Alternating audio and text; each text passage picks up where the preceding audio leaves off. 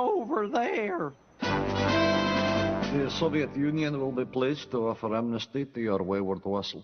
The Soviet Union? I thought you guys broke up. Yes, that's what we wanted you to think.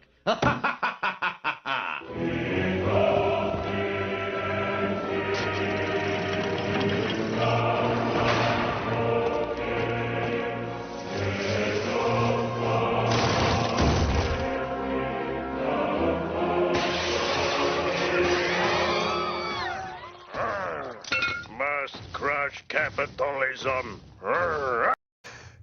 Hey everybody, and welcome back to another episode of the one and the only Awakener podcast, the best podcast in the history of the world. Obviously not for the production resources that go into this or the editing skills or anything of that nature. Obviously the last show, the microphone cut out right as I was recording, and you kind of heard my voice from a distance, so I do apologize for that.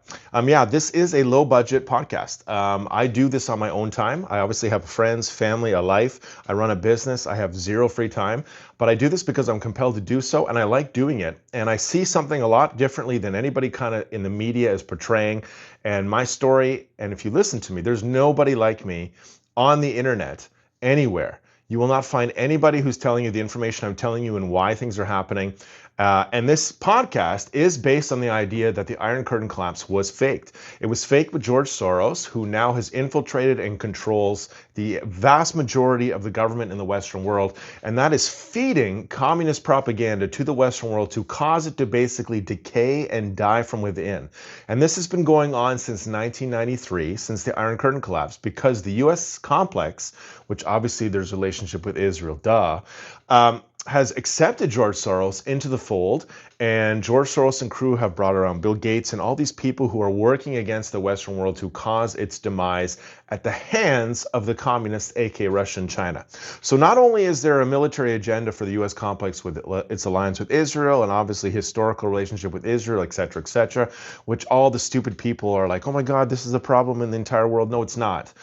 There is an evil complex that people can't see, which is radical Islam, communism, Russia, China, obviously these elitists that control our government, and there is a conspiracy that has infiltrated us and is seeking to destroy us. So this is what I talk about. And what I talk about on this show is not necessarily the events that are happening right now, the events that are to come. And the best part of this podcast is actually going back like a year or maybe 3 months and listening to my old shows. Go listen to my expose about Carney and what he was doing in Canada, how they were going to buy different fighters than the F-35s, how they were going to create a surveillance network, which I talked about already, how they were going to start monitoring people, and they were going to monitor kind of like who was on what side. Look at the census and what came about. They ask you specific questions, and these questions are designed to basically flag you as what side you are on. So let's get back to what is really happening and what is going to happen soon, which is President Xi's meeting with Kim. Now, I've told you from the very beginning that President Trump's agenda is very, very simple. Now, Barack Obama was a Soviet plant put into the White House by George Soros right before a planned war that was going to take place, where the communists were given all the tools to basically destroy the Western world and have their communist revolution and to seize global control without anybody being the wiser of it. And it was all going to be done in stealth, mainly because Barack Obama was this hidden agent giving these tools. And that one tool we talk about, well, there's two, but the one tool I'm talking about today is obviously the US uranium and how it was transported overseas from Canada, European Union, and on to Iran and North Korea.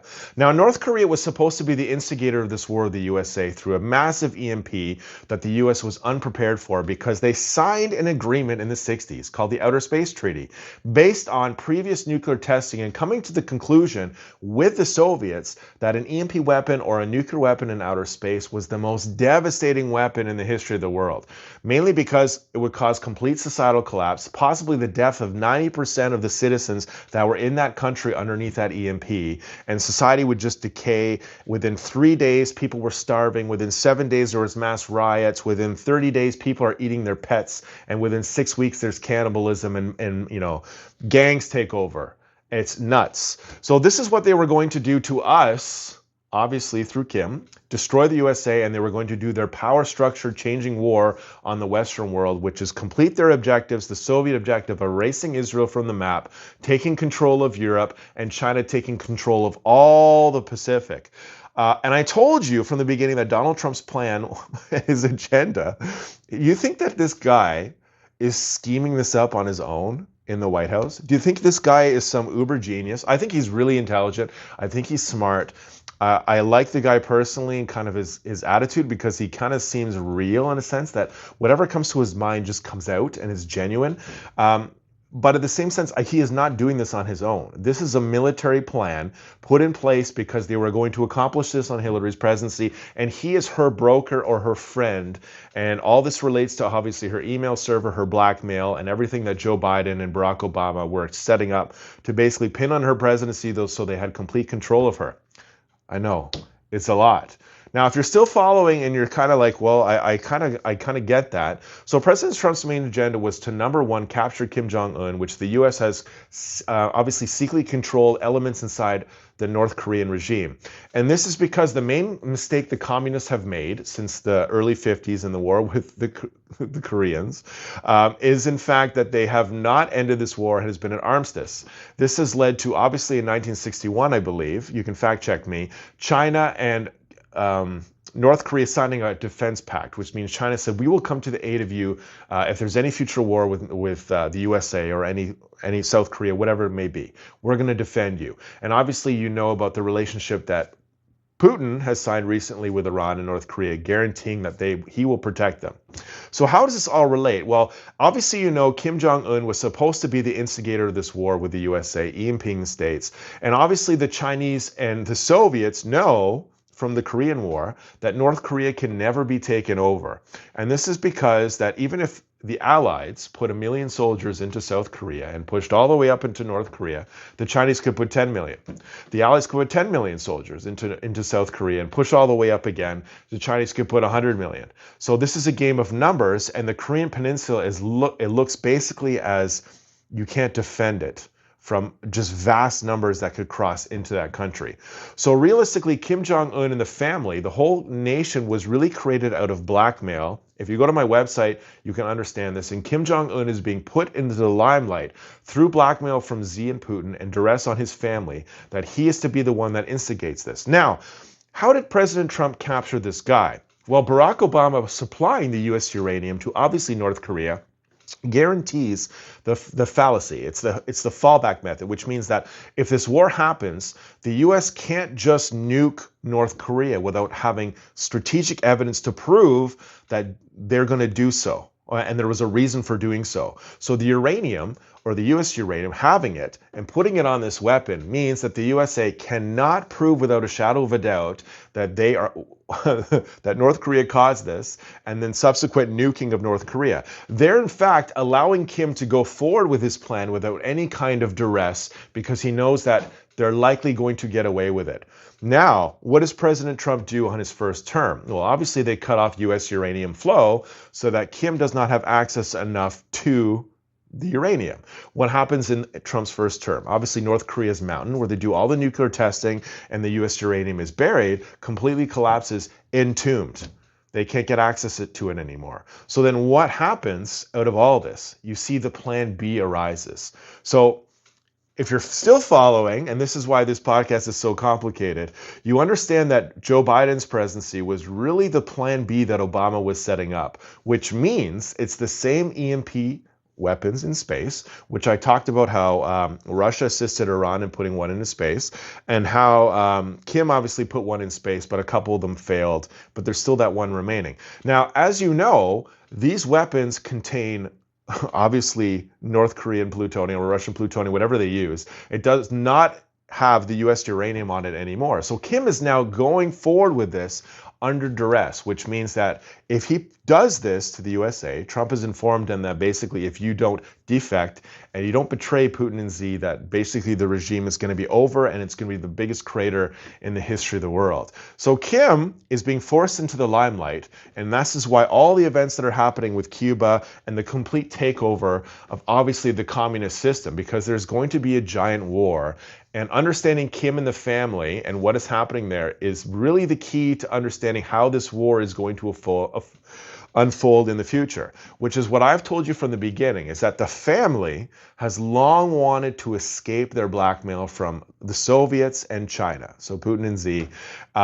And in doing so, Trump is giving an avenue to Kim, and it's being set up well ahead of the time before this war happens, where Kim and the family can defect from North Korea and give North Korea its freedom back, thus betraying Putin and Xi with their own weapons they've put into space, because Kim can no longer do this because he no longer possesses the U.S. uranium and the ability to do so. And obviously the events that are unfolding today with Israel doing what it did to Gaza and doing what it did to Iran and pulling all these pagers and everything that is done was done for one reason and one reason only. It's because the U.S. and Israel know. They know there was going to be a power structure changing war and an extermination attempt on Israel to wipe it out. And this is why they are doing what they are doing. So all these influencers who are online talking about, oh, you know, all the death that happened from Gaza and what Israel is doing. And listen, war is horrible. Any idiot can tell you by looking from D-Day pictures or from pictures in World War I of all the dead bodies and things, that war is the most gruesome thing to ever happen to humanity, really. And unfortunately, there's no sugarcoating of death and destruction. But this is something that is happening that is a necessary evil to protect the society that you live in from those who want to destroy it.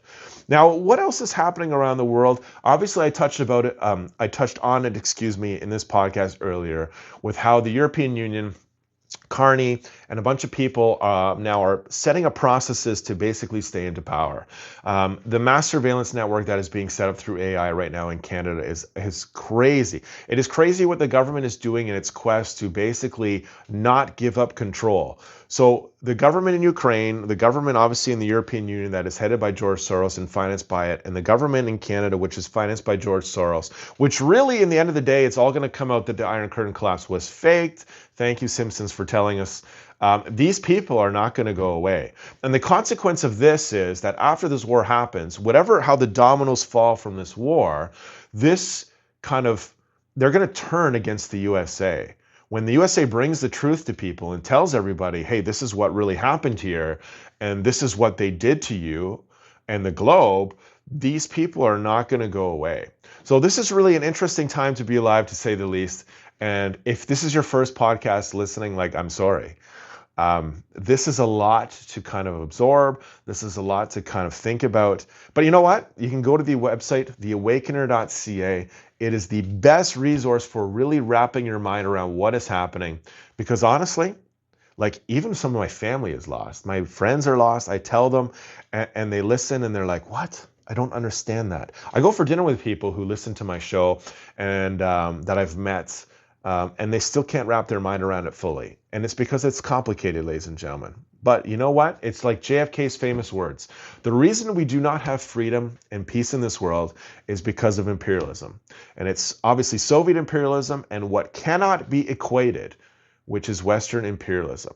That means if there has to be a war, and we do live in a fallen world, the best hope we have for humanity is that the Western world wins this war and Western values are brought to humanity. This is the best side. This is why I chose this side a long time ago and why I do this podcast, because I too was a communist once. I too did not know. I had leftist viewpoints. I was angry and frustrated. I didn't understand it, but I was blind, but now I see. That's all for now.